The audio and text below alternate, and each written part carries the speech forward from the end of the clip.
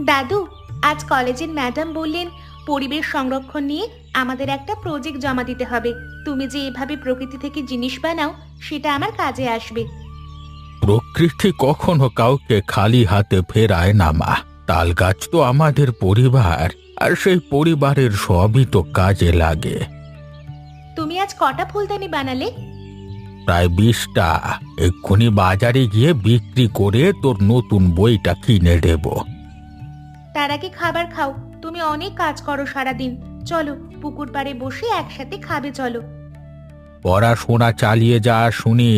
এই তাল পাতার কাজ আমার সাথে শেষ হয়ে যাবে। তোকে পড়াশোনা করে অনেক দূর যেতে হবে, বুঝলি?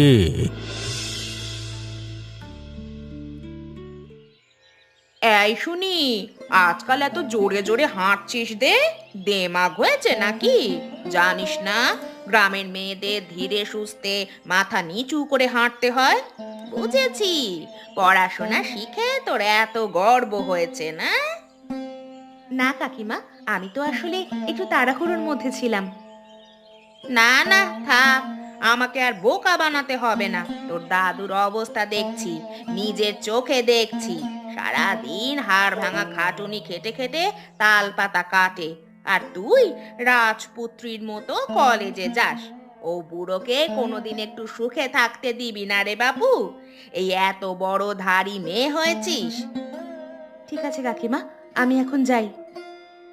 আরে বাপ, দাঁড়া দাঁড়া, নতুন ব্যাগ কিনেছিস নাকি? তা কোথায় টাকা পেলি রে? কত টাকা যাচ্ছিস তুই ওই বুড়ো মানুষটার থেকে? একবার ভেবেছিস এই শেষ বয়সে গাছ থেকে পড়ে গেলে কি হবে? মনে রাখবি, তখন তোকে এই দায়িত্ব নিতে হবে কিন্তু। দেখো কাকিমা, ওটা দাদুর শখ, আর আমিও দাদুকে সাহায্য করি। সাহায্য? সাহায্য করতেই তো এত বড় হয়েছিস, আর পড়াশোনা করার নাম করে তো যা করে বেড়াচ্ছিস সেটা আর বললাম না। থাক, একটা কথা শুনে রাখ, গরিবের মেয়ে হয়ে না এত দেমাগ ভালো না। দেখো, আমার তোমার সাথে এইসব বিষয়ে কথা বলার একদম ইচ্ছা নেই, আমি যাচ্ছি। দেখবো দেখবো, কলেজে গিয়ে কত নবাব নন্দিনী হোস আমিও দেখবো। আয় রে মা, বস। কি হয়েছে আজকে? মুখটা এত গম্ভীর কেন তোর? কিছু না দাদু। বুঝলি তো, নাতনি হলেও তুই আমার মেয়ে। আমি তোকে এতটা খারাপ চিনি ভেবেছিস? তুই যখন কিছু না বলিস তখনই ঠিক বুঝি কিছু একটা গুরুতর হয়েছে। আচ্ছা বল তো, পারমিতা কাকিমা কিছু বলেছে নাকি আবার? সে বলল আমি নাকি তোমার উপর বোঝা, আমি পড়াশোনার নামে বিলাসিতা করে তোমার উপর এই বুড়ো বয়সে অত্যাচার করছি। শোন শুনে, এই কথাগুলো এক কানে ঢুকিয়ে অন্য কান দিয়ে বার করে দিবি। যে যা বোঝে না তাকে সে বিষয়ে কথা বলবার কোনো অধিকার নেই। তুই আমার বোঝা না, তুই আমার এই বুড়ো বয়সে বেঁচে থাকার একমাত্র ধন। এই তাল পাতা, এই পুকুর, মরে গেলে সব কিছু ছেড়ে তো চলে যেতেই হবে, কিন্তু তোর মধ্যে বেঁচে থাকবো আমি, তোর ভালোবাসায়। বাবা মার কথা তোমার মনে আছে দাদু? কি বলিস? মনে থাকবে না? তারাই তো তোর দায়িত্ব আমার উপরে দিয়ে গেল। আজকে যদি তোর মা বাবা বেঁচে থাকতেন, তারাও এর স্বপ্নই দেখতেন। স্বপ্ন আমি দেখি। আমার শেষ নিঃশ্বাস পর্যন্ত তোকে পড়াশোনা শেখাবই, সে যত কষ্টই হোক। ওরা মূর্খ লোকেরা লোভে অন্ধ হয়ে গেছে, বুঝলি? তাই তোর উপর হিংসে করে। ওদের কথায় কষ্ট পাস না?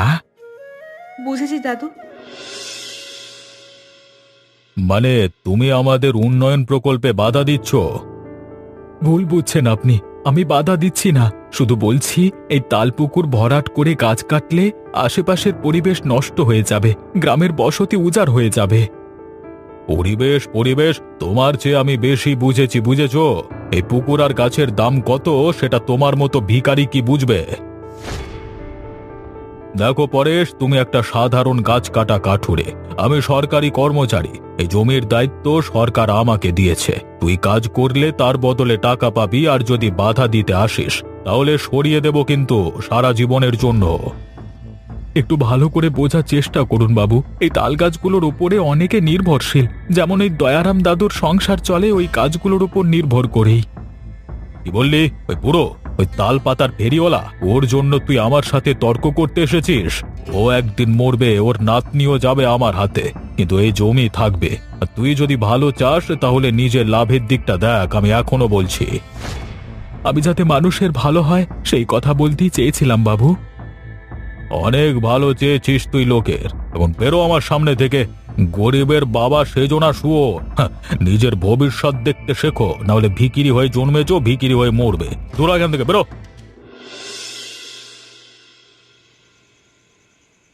কি হয়েছে কি? তখন থেকে দেখছি এরকম মুখ ঝুলিয়ে বসে আছো। জ্ঞান সাগর বাবুর সাথে দেখা করে এলে না? টাকার কথা বললে? কত টাকা দেবে এই গাছগুলো কাটার জন্য? টাকা? তার মানে তুমিও চাও আমি গাছ কাটি? টাকার জন্য মানুষ কি সব করতে পারে পারমিতা? সব করার কি আছে? ওই তো সামান্য একটা পুকুর ভরাট করার কাজ, তার জন্য এত পরিমাণ টাকা দেবে বলেছে। সেটা আমাদের সৌভাগ্য, তোমাকে তো আর পাহাড় ভাঙতে বলেনি। তুমি বুঝতে পারছো না, ওই জায়গাটা নষ্ট করে ফেললে কতগুলো পরিবার ধ্বংস হয়ে যাবে, যেমন আমাদের দয়ারাম কাকা। দয়ারাম কাকা? ওই বুড়ো কি তোমাকে খেতে দেয় নাকি? তোমার দয়ারাম কাকা আমাদের গোটা জীবনটা ওই তাল পুকুরে ডোবাবে নাকি? ওরা নিজেরা নিজেদের আখে ঠিক গুছিয়ে নিচ্ছে, আর আমরা পচে মরছি শুধু শুধু। তবু এই কাজ আমি কিছুতেই করতে পারবো না। তুমি ভালো করে বোঝার চেষ্টা করো। পুকুরটা বুঝে গেলে আমরা সেখানে কাজ পাবো, জমি পাবো, টাকা পাবো। কত বড় জায়গাটায় কত দোকান বাজার হাট হবে, সেখানে আমাদের দোকান করে ব্যবসা করতে পারবো। জীবনের বাকি সময়টা মাথা উঁচু করে বাঁচতে পারবো। কিন্তু সেটা অন্যায় পথে কখনোই নয়। অন্যায়? ন্যায় অন্যায় জ্ঞান আছে তোমার? আমাদের মতো গরিব মানুষের কাছে টাকাই সব। বুড়োর ওই নাতনিটার জন্য তোমার কি দরদ উতলে পড়ছে? একটা মেয়েকে এত পড়িয়ে কি হবে শুনি? ওকে দূরে কোথাও কাজে পাঠিয়ে দিলেই তো পারতো দয়ারাম। আসলে বুড়ো হচ্ছে একটা হাড় বজ্জা। তুমি ওই বুড়োদের কথা শুনবে না, জ্ঞান সাগর বাবুর কথা শুনবে। তোমার স্বামীটা বড্ড বোকা পারমিতা, ওকে আমি কত বোঝানোর চেষ্টা করলাম কিন্তু বুঝলো না।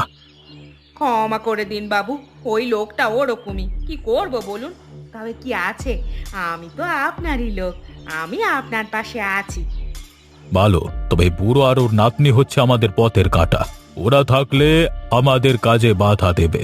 লোকজন ওদের পছন্দ করে, তাই ওদের রাস্তা থেকে সরানোটা খুব জরুরি। তাহলে কি করবেন? ওদের সরাতে হবে সারা জীবনের জন্য। কিন্তু সরাবেন কিভাবে? আর পুলিশ? কাজটা কিন্তু অতটাও সহজ নয় বাবু। পুলিশ এমনিতে সব আমার হাতের মুঠোয়, তবে এমন ভাবে সরাতে হবে যেন ওরা নিজেরাই চলে যেতে চায়। ভয় দেখাতে হবে বুড়োকে, যদি না যায় তাহলে দুর্ঘটনায় মারতে হবে। এমন করে করতে হবে যেন লোকের মনে সন্দেহ না ঢোকে, আর কাজটা তোমাকেই করতে হবে। তার বদলে কি পাবো বাবু? টাকা? টাকার কথা ভাবতে হবে না তোমায়। জমি হাত দিলে তুমি শুধু টাকা পাবে না, একটা বিশাল বড় জায়গাও পাবে সেখানে। কিন্তু পরেশকে কিছু বলবে না, সে মস্ত বোকা একটা মানুষ। তুমি কাজ করো, আমি তোমাকে টাকায় মুড়ে দেব। ঠিক আছে বাবু, আমি রাজি। আমি এখন চলি তবে। শোনো, আমার সব ভাবনা চিন্তা হয়ে গেছে। আগামীকাল রাতে আমি 2 জন লোক পাঠাবো। তারা কি করবে? তারা দয়ারামের কুঁড়ে ঘরে আগুন লাগানোর ব্যবস্থা করবে। চিন্তা নেই, বেশি কিছু হবে না। তবে ভয় পেয়ে বুড়ো বাইরে ছুটে আসবে পেছনের পুকুর পাড়ের রাস্তায়। ওই জায়গাটা একেবারে অন্ধকার, আর তখনই একটা দুর্ঘটনা ঘটানো হবে। কেউ বুঝতেও পারবে না কোথা থেকে কি হয়ে গেল। কিন্তু আপনি ভুলে যাচ্ছেন বাবু, মেয়েটা মানে ওই সুনিতা, সে কিন্তু খুব চালাক মেয়ে। আরে বাকি কথা তো তুমি শুনলেই না। যখন ওই বুড়ো বাইরে বের হবে তখন ওই একই রাতে ডাকাত ঢুকবে বাড়িতে। ওকে ভয় দেখাবে, জিনিসপত্র চুরি করবে, চাইলে আধমরা করে রেখে চলে যাবে। দেখবে পরের দিন ঠিক বাপ বাপ করে গ্রাম ছেড়ে চলে পালাবে। বুদ্ধি তো খুব ভালো, কিন্তু আপনি নিশ্চিত এই উপায় কাজ দেবে? তুমি শুধু দেখে যাও আমি কি করি। তোমাকে জানাতে এলাম কারণ তুমি হবে আমার দলের সাক্ষী। বাকিটা আমরা দুজনে মিলে দেখে নেব। এই কি শুনলাম আমি? দয়ারাম কাকাকে? ছি ছি, সুনিতাকে এইভাবে ক্ষতি করার চক্রান্ত করছে ওরা। ওরা কি মানুষ না শয়তান? একই গ্রামে পাশাপাশি বাড়িতে থেকে একজন মানুষ আরেকজনের এরকম ক্ষতি করতে পারে, এ তো ভাবতেই পারি না। না না, এটা জানানো দরকার, কিন্তু কাকে বলবো? পুলিশ? ওরা বিশ্বাস করবে না। জ্ঞানসাগর বাবু তো বড় অফিসার। পরেশদাকেই বলতে হবে, তিনি ভালো মানুষ।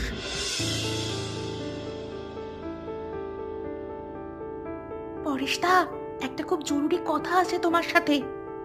কি হয়েছে কমলা, এত ভয় পাচ্ছিস কেন? কাল রাতে আমি শুনে ফেলেছি জ্ঞানসাগর বাবু আর কাকিমা ওরা ওরা দয়ারাম কাকা আর সুনিতাকে খুন করার পরিকল্পনা করছে। কি বলছিস তুই? এ কেমন কথা? কিন্তু কেন? সত্যি দাদা, আমি জল নিতে যাচ্ছিলাম, উনি আর কাকিমা পিছনের উঠোনে কথা বলছিলেন। যতদূর বুঝতে পেরেছি, ওই তাল পুকুরটা অধিকার করার জন্য ওরা এরকম পরিকল্পনা করছে। তাতে ওদের অনেক টাকা লাভ হবে। আমার সন্দেহই হচ্ছিল পারমিতার ব্যবহার দেখে। কমলা, তুই কাউকে কিছু বলিসনি তো? না দাদা, শুধু আপনাকেই বলেছি। এখন কি করব, আমি তো কিছু বুঝতে পারছি না। তুই কিছু করবি না, খুব সাবধানে, একদম স্বাভাবিক থাক। আমি সব ঠিক করব, তুই চলে যা, ও ফিরে আসতে পারে।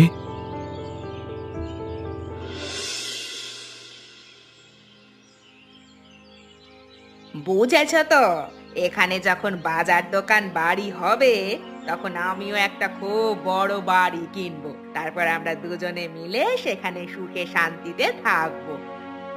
আজকাল সারাক্ষণ দেখছি তুমি জ্ঞানসাগর বাবুর কথা বলছো, আমার দিকে তো তোমার নজরই নেই। তোমার তোমার কি হয়েছে বলো তো? আজকাল সব সময় খুঁতখুত করছো কেন? টাকার কথা ভাবছি, ভবিষ্যতে একটু সুখের কথা ভাবছি, তাতেও দোষ? সত্যি অন্য আর কোনো পরিকল্পনার কথা ভাবছিস না তো? ভেবে দেখ, আমাদের প্রতিবেশীদের কথা, দয়ারাম কাকাদের কথা। তুমি তুমি আবার কিসের কথা বলতে এসেছো আমাকে? আমি মেয়ে মানুষ কি পরিকল্পনা করব? আমি তো শুধু আমাদের একটু সুন্দর ভবিষ্যতের জন্য ভাবছি। তুমি যদি একটু বুদ্ধি খাটাতে তাহলে আর আমাকে এত ভাবতে হতো না। আজকে সন্ধ্যার পরে তুমি বাইরে যাবে না। ইয়ে, আমি আমি কেন বাইরে যাব? বাইরে সন্ধ্যার পরে যাবার আমার কি দরকার আছে? ঠিক আছে, কথাটা মনে রাখবি। এদিক ওদিক হলে কিন্তু তোর কপালে দুঃখ আছে।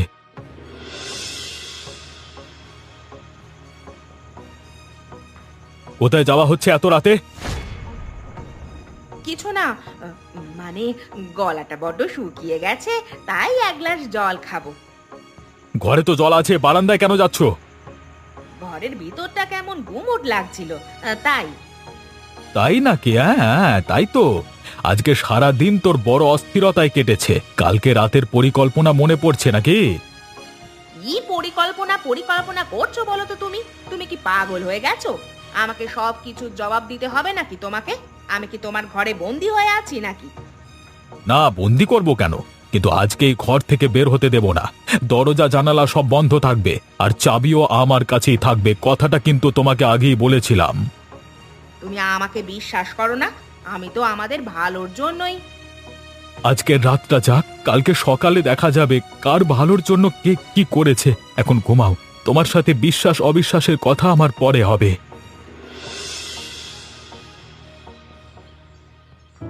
দয়ারাম, আজকে থেকে তোমার এই বেআইনি দখল বন্ধ করতে হবে এই জমির ওপরে।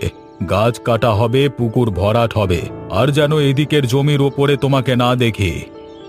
কি বলছেন কি আপনি? বেআইনি দখল করবেন না জ্ঞানসাগর বাবু, আপনার ক্ষমতার বলে। আমার বাবার দাদার জমি, এটা আমার কাছে সব কাগজপত্র আছে। দাদু, তুমি চলে যাও ঘরে, আমি কথা বলছি। তুই দুদিনের মেয়ে কি কথা বলবি? এই তোরা গাছ কাট। সাহস থাকে তো হাত লাগিয়ে দেখ, যে প্রথম গাছে হাত লাগাবে তার হাড়গো আমি ভেঙে দেবো। আজকে তোমার পরিকল্পনা কাজ করবে না জ্ঞানসাগর বাবু। বুড়ো মানুষকে অত্যাচার করতে এসেছো? সাহস থাকে তো আমার সাথে লড়াই করো। পরেশ, তুই জানিস এর পরিণতি কি? থাক, তোমাকে আর পরিণতির ভয় দেখাতে হবে না। নিজের পরিণতি কি হয় সেটা দেখো। যাও, ভাগো এখান থেকে। তোরা কি ভেবেছিলিস আমি ভয় পাবো? এই তোদেরকে টাকা দিয়েছে না? এই কাজ কাট। এই তোদেরকে টাকা দিয়েছি না? কাজ কাট না এই আহাম্মক। আর না হলে এদের মুন্ডুগুলো কাট। হাঁ করে দাঁড়িয়ে আছিস কেন? আমি টাকা দিচ্ছি, কাজ কর, কাজ কাট। বাবু, এত গাঁয়ের লোক এরা যদি পরে আমাদের বাড়িতে মারধর করতে চলে আসে, তখন কোথায় যাব, পালাবো কোথায়? শোনো সবাই, এই মানুষটা শুধু গাছ কাটতে আসেনি, কালকে রাতে দয়ারাম কাকাকে আর সুনিতাকে মেরে ফেলবার পরিকল্পনা করেছিল। এত বড় শয়তানি! আমার আর আমার নাতনির প্রাণ নেওয়ার চেষ্টা করছিস তুই? তুমি তুমি একটা দানব। আরে আরে, তোমরা আমার দিকে এরকম এগিয়ে আসছো কেন?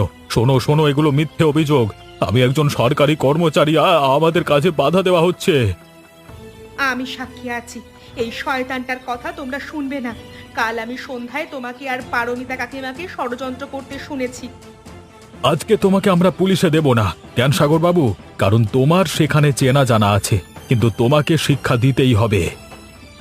যদি লোকের হাতে মার খেয়ে মরতে না চাও, তাহলে এক্ষুনি এখান থেকে চলে যাও।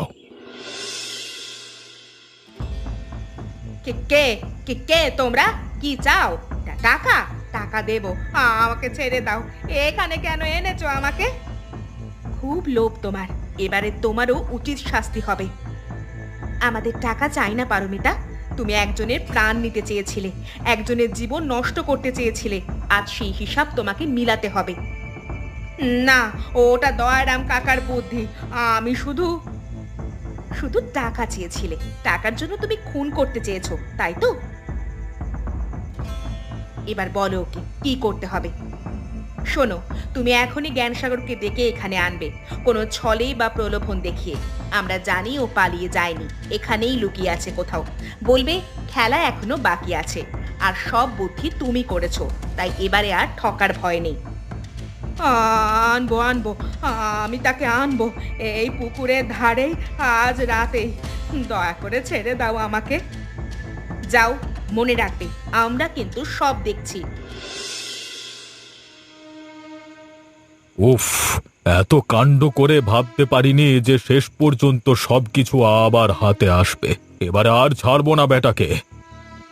এখানেই ওরা বলেছে আলোচনা করবে, তাই আপনাকে ডেকে এনেছি। আপনি একটু অপেক্ষা করুন। কই কেউ না তো? নেই, কাউকে তো দেখতে পাচ্ছি না।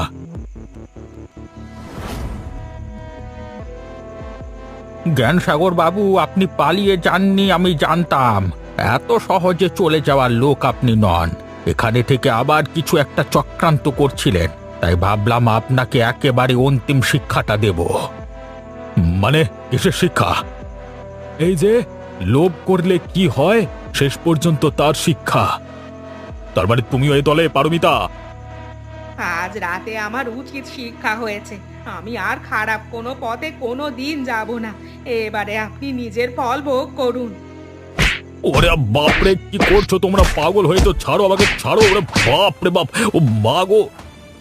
আপনি তাল গাছ কাটতে চেয়েছিলেন না? ওই তাল পুকুরের পাড়ে থাকা গরিব সংসারের লোকেরা আপনাকে একটু তাল গাছের ডান্ডা দিয়ে শিক্ষা দিচ্ছে। ওরে বাবা, আমার লুঙ্গি জামা সব মারতে মারতে খুলে দিল। মাগো বাঁচাও! ওরে বাবা!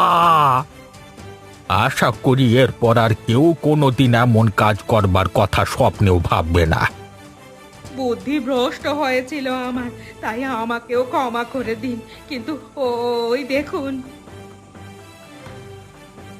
ওই বাবারে বাপ বাপ, আবার ছেড়ে দাও গো, আমার শরীর ব্যথা হয়ে গেল। ডান্ডার বাড়ি খেয়ে খেয়ে আবার পেছনে আগুন জ্বলছে। যা যা, ভাগ এখান থেকে যা। তাহলে দেখলে তো, গরিব বলে অপমান করতে নেই। আমরা গরিব হলেও আমাদের একতার দাম আছে, আর এখন থেকে আমরা আরো বেশি করে মিলেমিশে থাকবো। চলো সবাই, চলো, অনেক রাত হয়েছে, নিজের ঘরে ফিরে যাই।